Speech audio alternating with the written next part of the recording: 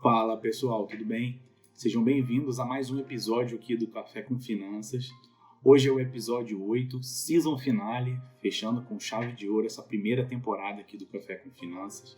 Hoje eu vou falar sobre livros sobre mercado e finanças, mercado financeiro, economia, que eu li. Dois, na verdade, eu não li, estão na minha lista para ler, tá? E aí eu vou comentar um pouquinho sobre eles, falar um pouquinho da minha opinião e espero que vocês gostem. Coloquem aí nos comentários os livros que vocês leram, que vocês me recomendam, que vocês estão querendo ler.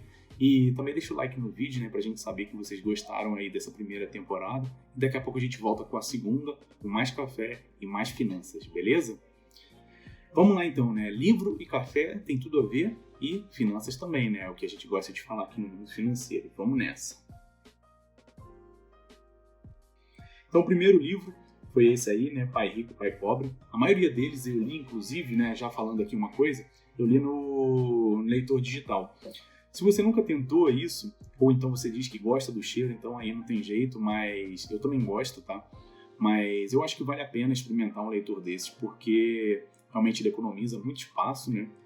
Os livros também são mais baratos, então dá para fazer uma série de marcações, tem vantagens, tá? Mas se você nunca tentou, porque você diz que é ruim ler no celular ou no tablet, experimenta, porque é diferente, não é um celular, não é um tablet. O leitor digital tem uma composição da tela diferente, tá? Para não agredir seu olho. Então é outra experiência, tá? Recomendo que vocês tentem, porque eu também tinha essa, digamos, aversão, uma barreira, mas eu acabei me rendendo e foi bem produtivo, tá? Hoje em dia eu faço nos dois. Beleza? Vamos lá então. Primeiro é Pai Rico, Pai Pobre. Minhas considerações, né? Uma linguagem bem simples, tá? Isso não minimizando, não estou desvalorizando o livro, pelo contrário, eu acho isso uma vantagem porque torna ele mais acessível. Ele tem uma mensagem de que acumular patrimônio é simples, você só precisa ter mais ativos, que são aquelas coisas que geram caixa para você, do que passivos, que são coisas que consomem seu caixa. Então o conceito realmente é simples da acumulação de patrimônio, ele colocou isso no papel e de fato é simples. Mas ele é simples em termos de concepção, ele é de difícil execução. Por quê? Porque a gente tem a preferência por usar as coisas hoje, né, do que preterir elas para o futuro. Então isso vem do ser humano realmente, isso na verdade, essa programação mental que a gente tem nos possibilitou sobreviver, né, na época em que a gente vivia aí na savana africana, né, lutando contra animais selvagens num ambiente totalmente inóspito, em que tudo e todos queriam nos matar. Então essa programação mental realmente permitiu que a espécie humana sobrevivesse, mas hoje em dia ela é um pouco contraditória, na verdade ela é totalmente contraditória com a parte de acumulação de patrimônio. Então a gente tem que lutar um pouco contra, digamos, esse instinto, essa parte mais primitiva e trazer isso um pouco para a parte mais racional, tá? Então, resumindo aí, né, o conceito é simples. E depois ele falava sobre algumas dicas práticas que hoje em dia não é que elas não são práticas, mas eu acho que elas não se aplicam, talvez estejam um pouco desatualizadas e numa nova edição isso aí pode ser que tenha alguma informação valiosa, tá? Mas na que eu li, já tem algum tempo, mas na que eu li isso já estava um pouco fora de uso, mas mesmo assim foi interessante ver. Beleza? Vamos para o próximo. A Lógica do Cisne Negro, né, do Nassim Taleb. Ele traz uma linguagem que eu digo anedótica, né? Então ele é cheio de comedinha e ele conta umas historinhas, né? Então conta anedotas, o que por um lado é legal porque deixa a leitura um pouco mais fluida, mais suave, até um pouco engraçada, mas também dificulta você fixar os conceitos, né? Então você tem que cavar um pouco, tem que fazer uma certa extração ali no que ele está falando para poder falar, ok, desse parágrafo aqui, onde tinha isso e isso de piada, isso e isso de referências, esse aqui é o conceito que ele queria passar. Uma das coisas mais interessantes aí, isso é carregar para a vida, né? Que a gente vive no extremistão e não no mediocristão. E mediocristão não é nem de cristão da religião, nem de medíocre, mas é de média, tá? Então nosso mundo ele não é feito de médias. Pelo contrário, nosso mundo ele é impactado por eventos extremos. Vamos pegar o exemplo do 11 de setembro, tá? Que foi o ataque às Torres Gêmeas e outros ataques lá com aviões, né, nos Estados Unidos. Aqueles eventos extremos mudaram a aviação para sempre, tá? Então tudo que vinha acontecendo na média até aquele momento é inútil para você poder fazer alguma previsão do futuro. E aquele evento é que realmente moldou o futuro. Então é isso que ele fala agora voltado para os mercados, tá? Então, isso também pode ser levado para outras indústrias também, né? Então, por exemplo, a indústria do petróleo. Teve aquele acidente no Golfo do México, né, da Deepwater Horizon, que até virou um filme, e aquele acidente mudou a indústria do petróleo para sempre, dali para frente, né? E vai ser assim daqui para frente, à medida que a gente realmente acaba aprendendo com os nossos erros, né, na humanidade. Mas a gente aprende com esses erros extremos, tá? Que não estavam previstos, estão totalmente fora da média. E uma coisa legal que ele fala aí é porque em muitos aspectos as pessoas só olham para o palco, né, para o holofote, onde está tendo sucesso, elas não veem o cemitério. E aí elas acham que é fácil, que dá para conseguir, que todo mundo consegue, não é bem assim, tá? Então hoje a gente tem um viés empreendedor na sociedade como um todo, não só aqui no Brasil, mas no mundo, e quem vem despreparado para isso acha que empreender é fácil, que vai chegar realmente a ser uma grande startup, vai virar um unicórnio daqui a pouco. E não é assim, né? Quantas falhas uma dessas startups que chegou a ser um unicórnio não teve que amargar no meio do caminho para poder chegar nesse ponto. Ou então, até quantas falhas realmente acabaram desistindo, não aconteceu, né? Quantas, para cada unicórnio, quantas que realmente acabaram, né? Então, ele fala para a gente poder olhar um pouco para isso também, porque essa parte é esquecida. Beleza, então isso era o que eu gostaria de destacar aqui do livro do Taleb, A Lógica do Cisne Negro. O próximo é esse, que só tem em inglês, né? O que eu aprendi perdendo $1 milhão. Esse é muito legal, é um dos mais recentes que eu li. Para mim, ele é uma tradução para o mercado financeiro daquela frase, né? Que muita gente fala hoje em dia, que é: não importa o quão forte você bate, mas o quanto de pancada você aguenta levar. Então isso aí, num esporte como o UFC, é bem fácil de você entender, né? Mas no mercado financeiro fica um pouco mais... fica parecendo subjetivo, mas não é tanto assim. Ele quer dizer o quê? Ganhar é fácil, você meio que já nasce programado para ganhar, ou então é mais tranquilo. Agora, quais são as atitudes? O que você vai fazer? Como você vai sentir quando você estiver amargando uma perda, né? Quando você perder grana no mercado financeiro? Que provavelmente vai acontecer em algum momento. Você pode até não realizar aquela perda, tá? Mas provavelmente, mesmo que você esteja investindo só em renda fixa, dependendo da renda fixa que você estiver fazendo, se você tiver, não precisa ser nada ousado, sabe? Mas se você tiver uma renda fixa pré-fixada, você em algum momento você pode até olhar essa perda, tá? Dependendo da fase em que você estiver consultando ali o extrato dos seus investimentos, você vai olhar e você vai ver que você está perdendo dinheiro em relação a algum tempo atrás. Mesmo que o resultado lá na frente seja positivo, tá? E aí, nesse momento, é que ele realmente entende que é a hora que você é provado, tá? Ele também mostra um pouco, né? Eu até esqueci de comentar aqui no livro do Taleb, que ele fala do despertar. Para mim, foi o meu despertar para a aleatoriedade.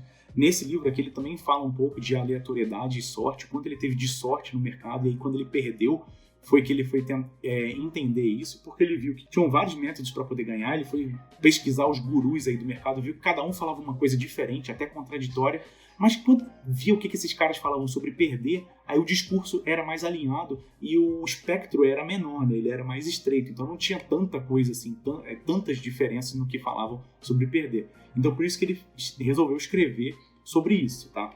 E é bem legal porque ele conta um pouco da história dele, né? O Jim Paul, o autor, ele conta um pouco da história dele, em termos de biografia mesmo, né? Até a hora que ele chega a perder. E é interessante que depois ele faz uma análise disso e fala que realmente muitos momentos que ele tinha, que ele considerava um sucesso, né? Muitos achievements, né? Muitas coisas que ele conseguiu na vida dele, ele, na verdade, foi pura sorte, tá? E ele acabava tomando isso como uma destreza que ele tinha, né? Algum dom, inteligência, alguma coisa assim, e na verdade foi sorte.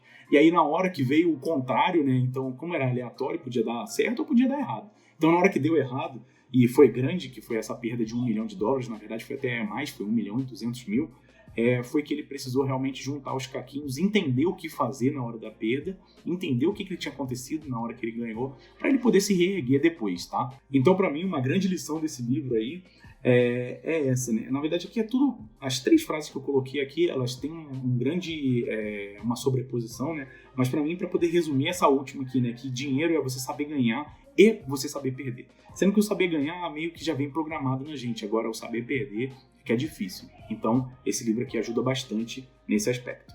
O próximo livro é esse, também em inglês, né? How I Made $2 Million in the Stock Market, do Nicholas Darvas. Esse livro ele é bem legal, ele fala um pouco mais de aspecto de análise. Eu não estou tentando puxar aqui para análise técnica, nem para análise fundamentalista, nada disso, mas ele fala um pouquinho, tá, da análise, então é o contrário de como perder, né, aqui ele está falando do como ganhar em um dos métodos só. Mas o que eu acho interessante nisso aqui é porque ele é um livro que foi escrito há muito tempo, então ele tem alguns aspectos históricos interessantes. Esse cara, ele era um dançarino fazendo uma turnê pelo mundo, e aí como que ele passava a ordem para o broker dele, né, para poder executar a compra das ações, como é que ele recebia a confirmação disso, se tinha comprado, em que preço, era bem interessante. E uma coisa legal também dele, em termos da análise, tá aí para quem quiser entender um pouco da análise mesmo, mas uma coisa que eu acho que vale muito para hoje em dia, quando a gente tem muita informação e na verdade a gente tem que filtrar, é que naquela época, como tinha pouca informação, então a análise acabava sendo simples mesmo. E aí hoje fica um pouco difícil da gente voltar para isso. A gente acha que quanto mais informação a gente colocar, melhor, e mais chances da gente bater o mercado, e na verdade a gente consegue diminuir as nossas chances de perda. Isso é verdade até um certo ponto, mas chega uma hora que a gente começa a se complicar demais, então a gente tem que voltar para aquele simples. E nesse caso aqui, cara, ele fazia uma seleção assim muito interessante, né? O stock picking, que é escolher qual ação que ele ia escolher para operar, e o timing que ele fazia também. Então ele via a saúde da companhia, isso em termos de balanço e também em outras informações assim, um pouco mais subjetivas, tá? Então eram coisas quantitativas, números, e também subjetivas. E ele acompanhava o gráfico, mas o gráfico dele era preço e volume, basicamente, tá? Então ele fazia, sim, um pouco de análise técnica, mas bem básica, tá? Mas é legal por esse aspecto histórico, também é bem interessante. E aí, por último, eu coloquei aqui 2 livros que eu quero ler do mesmo autor, tá? São livros antigos, mas é um cara que é bem famoso aí em Wall Street, é o Jim Rogers, e ele escreveu esses 2 livros, né, viajando no primeiro com uma moto, né, um investment biker, e no segundo ele pegou essa Mercedes aí, modificou, transformou ela numa Mercedes off-road e também saiu viajando aí para uma série de países. E aí nos 2, o que ele faz, assim, que eu acho bem interessante, é que, bom, isso eu ainda vou confirmar, tá? Isso eu tô vendo do resumo que eu vi dos livros na internet. Mas o que parece que ele faz é que ele faz uma análise da economia daquele país, né, passando por ele, tá? Então ele não tá lendo relatório de banco, nem de nada disso. Ele vai passando pela cidade, vai passando pelos países, e aí ele faz uma análise e prognósticos da economia daquele país e até do cenário mundial também, à medida que ele consegue juntar, né, o cenário de mais de um país, de um continente, de alguma coisa assim. Então é bem interessante como ele junta esse aspecto de viagem aventureiro e com investimentos para poder fazer previsões, né, econômicas e prognósticos, né, de cenários futuros, tá? Esse também é bem interessante. Esse aqui eu não li no Kindle, esse aqui eu li a versão em papel, um livreto, tá? Ele quase da mesma espessura do Kindle mesmo. Ele é bem interessante, é o que o governo fez com o nosso dinheiro. No mínimo você vai entender um pouco da história do dinheiro, tá? Da história monetária, o que é bem fascinante. Ele tem uma linguagem muito acessível, então ele fala um pouco do economês, mas é engraçado porque ele consegue deixar tão encadeado, tão concatenado e com uma explicação tão simples, parece que ele está falando realmente com uma criança, não sei. É muito fácil de entender mesmo, é bem legal. Ele pode servir, né, essa parte da história do dinheiro, e aí se você estiver entendendo ou estiver atento a alguma das coisas que estão acontecendo, principalmente depois da pandemia, que foi quando a gente teve não só uma crise sanitária, mas também uma crise econômica em vários países do mundo, se não no mundo inteiro, ele pode ser um pouco de uma pílula vermelha da Matrix, né? Então quem assistiu o filme Matrix sabe qual é o momento lá que o Morfeu oferece a pílula azul ou a pílula vermelha pro Neo. O Neo escolhe a vermelha, que é quando ele vai acordar do mundo de sonho que ele vivia, que era a Matrix. Então ele pode realmente ser uma pílula vermelha da Matrix, que é quando você vai acordar aí para entender um pouco mais do sistema financeiro. Para mim não foi, porque minha pílula vermelha da Matrix foi outra que vai aparecer aqui também. E é engraçado porque esse livro ele foi escrito há bastante tempo, mas ele tem aspectos assim que parece que eu li ele durante a pandemia e ele falando, né, do que o governo faz e tudo mais, e parece que ele estava vendo as notícias do que estava acontecendo na pandemia, as reações do governo, sabe? E provavelmente isso aqui também se encaixa, por exemplo, na última grande crise econômica mundial, que foi a de 2008. Então o cara escreveu antes disso, mas o roteiro é o mesmo, tá? E é engraçado porque esse roteiro é o mesmo, mas as fragilidades do sistema financeiro estão se acumulando.